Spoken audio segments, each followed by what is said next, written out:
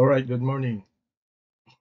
Nandito tayo sa ating study, right, ng module 3, which is the identity of Christ. Okay, at in our blogspot, kung saan nandyan ang inyong material, okay, makita natin the identity of Christ. So, dito pag-aralan natin that Jesus, number 1, Jesus as the divine word. According to John chapter 1, verse 1 to 3, in the beginning was the Word, and the Word was with God, and the Word was God. The same was in the beginning with God. All things were made by Him, and without Him was not anything made that was made. Okay, so dito maintindihan natin na walang nangyari, walang na-create pag wala ang Panginoon Kristo, walang yung Word. So the Word here is the Lord Jesus Christ. Ang sabi, huwag niyong kalimutan, the Word was God. And number 2, Jesus as fully God and fully man. Hindi siya 50% God or 50% man, ha? Ang tawag dyan, that the divinity and humanity ay nag-merge together is hypostatic union. Huwag niyong kalimutan yan. Lalabas yan. So, in verse 14, and the Word was made flesh and dwelt among us, and we behold His glory, the glory as of the only begotten of the Father, full of grace and truth. Right. At ang makikita din natin yan sa Philippians chapter 2, verse 6 to 8. Who, referring to Jesus Christ, being in the form of God, He thought it not robbery to be equal with God, but made Himself, Jesus Christ, of no reputation. He chose to, took upon Him the form of a servant, and was made in the likeness of men. And being found in the fashion as a man, He humbled Himself, and became obedient unto death, even the death of the cross. Right? So we call that the divine nature and the human nature in Christ Jesus one. Hindi siya 50-50. So in verse number 3, Jesus as the image of the invisible God. In Colossians chapter 1, verse 15 to 17, who is the image of the invisible God? Okay, it's referring to the Lord Jesus Christ, the firstborn of every creature. For by Him were all things created that are in heaven and that are in earth, visible and invisible. So whether they be thrones or dominions or principalities or powers, all things were created by Him and for Him. And He is before all things, and by Him all things consist. Now, hindi siya created being. Pag sinabi niyang He's the firstborn, hindi yung kapanganakan sa tiyan. Firstborn is the preeminence of Christ. Yung quality niya as the top of all.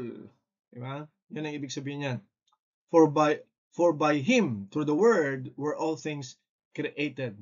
So nothing was created. Walang na-create pag walang Word. So in the beginning ang Diyos, hindi naman pipi. Alright? Complete. Yan ang kapagsasalita. And that Word is the Lord Jesus Christ. Number 4, Jesus as the Son of God. Right? Pag sinabing Son of God, nasa species of being God, yung substance ang pinag-uusapan dito. Do not think about yung son na pinanganak ng babae. Son of God is originated, it came from, and the same substance where He came from. At yan ang sinasabi niya na, and lo, a voice from heaven saying, this is my beloved Son, in whom I am well pleased. Sa Matthew 3 verse 17. John chapter 10 verse 13, sabi niya, I and my Father are one, period. Hindi niya sinabing one purpose, but oneness in substance as God. Number 5, Jesus as the Savior of the world. In John chapter 3 verse 16 to 17, for God so loved the world that He gave His only begotten Son, that whosoever believeth in Him should not perish, but have everlasting life. For God sent not His Son into the world to condemn the world, but the world through Him might be saved. Right?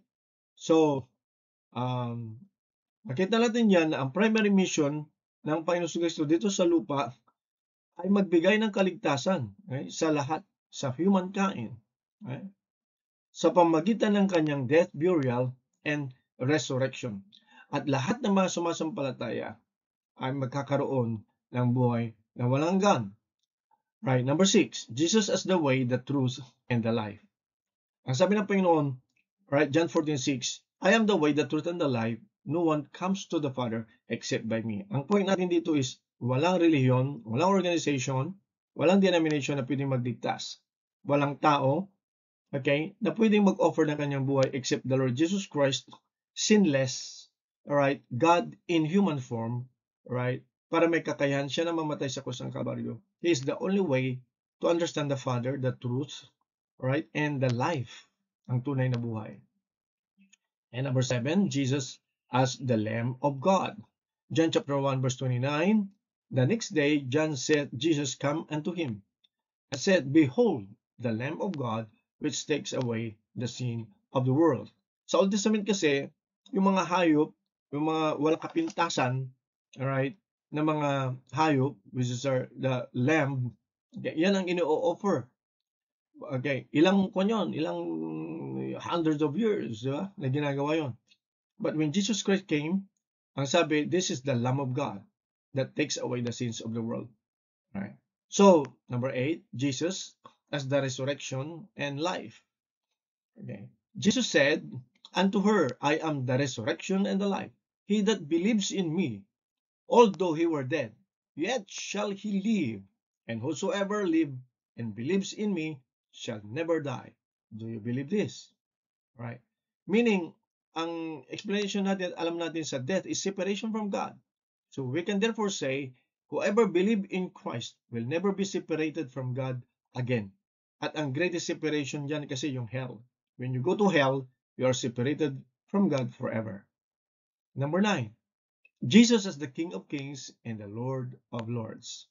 In Revelation chapter 19 verse 16, and he hath on his vesture and on his thigh a name written, King of Kings and the Lord of Lords. So Jesus Christ is the coming King. He's the coming Lord. Ang tanong, is He your Lord? Is He your King? Ngayon, kung hindi, then may problema. You need to go back to Him. You need to repent. You need to go back to God's original design. Now, with this lesson, you need to answer, right, the reflection questions 1, 2, 3, 4, 1, 2, 3, 4. In what ways does each of these aspects of Jesus' identity affect your understanding of who He is? Sino sa inyo dito ang mga may bagong understanding about the Lord Jesus Christ? And how this understanding will affect your life now? Number 2, how does the truth of Jesus' dual nature, okay, fully God and fully man, impact your view of salvation? Kasi kung tao lang siya, hindi tayo maililigtas. Kung God lang siya at wala siyang kakayanang mamatay, hindi mamamatay ang Diyos, hindi niya mabayaran ang ating kasalanan. So knowing that He is fully God in human form, right? Ano ang impact nito sa iyong kaligtasan? That He died for our sins. Number 3, how does knowing that Jesus is the way, the truth, and the life shape your faith and actions?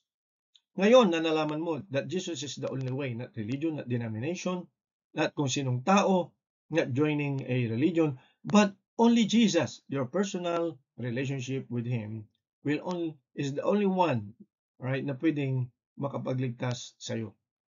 Alright?